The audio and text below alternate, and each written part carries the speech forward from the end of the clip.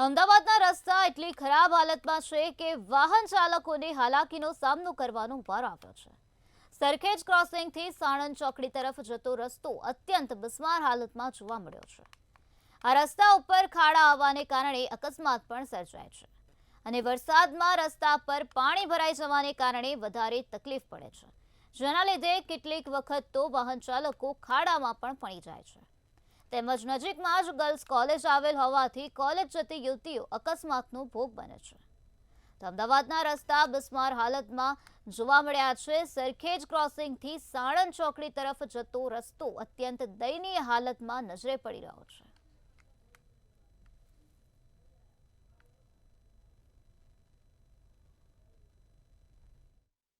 આ પટ્ટા ઉપર સાણંદ ચોકડી છે। હું અહીંયા રોજી મારું ગેરેજનું કામકાજ છે। અહીંયા સામાન લેવા જઉં છું। આ રોડ બહુ ખરાબ છે ને વરસાદમાં પાણી બહુ ભરાય છે, મતલબ આનું કોઈ કામકાજ કરતું નથી।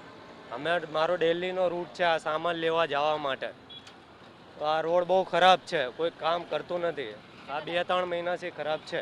અહીં રોજ પાણી, મતલબ અત્યારે ચોમાસું ચાલે છે, બહુ પાણી ભરાય છે અને લોકોને આવવા જવામાં બહુ તકલીફ થાય છે અને પ્લસ ટ્રાફિક એટલો બધો થાય છે।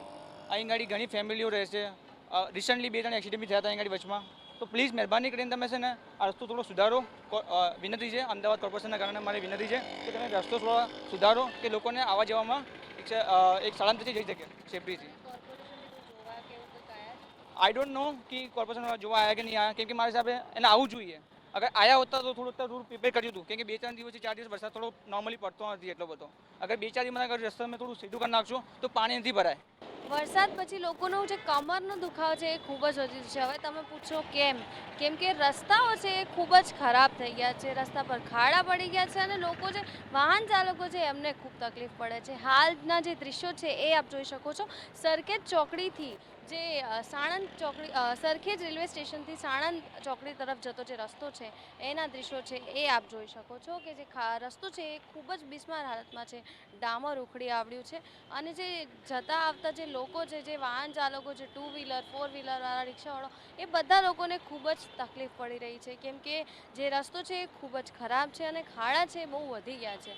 આના કારણે જે લોકો જે જાય છે વાહન ચાલકો, એમને જે હાલાકીનો જે ખૂબ જ સામનો કરવો પડી રહ્યો છે। આના કારણે જે ખાડાઓમાં જે ગાડીઓ એમની જાય છે એના કારણે એમને કમરનો દુખાવ થઈ શકે છે, અકસ્માત થઈ શકે છે, અહીંયા ટ્રાફિક જામ થઈ શકે છે। ખાડાઓના કારણે આવી બધી જ સમસ્યાઓ થઈ શકે છે, પણ જે તંત્ર છે એ આંખો નથી ખોલતું અને જે લોકોને જે તકલીફ થાય છે એ એમને નહીં દેખાઈ રહી, કેમ કે જે ખાડાઓ છે ખૂબ વધી ગયા છે અને આની સામે જે કોર્પોરેશન છે એ કંઈ જ એક્શન નથી લઈ રહી।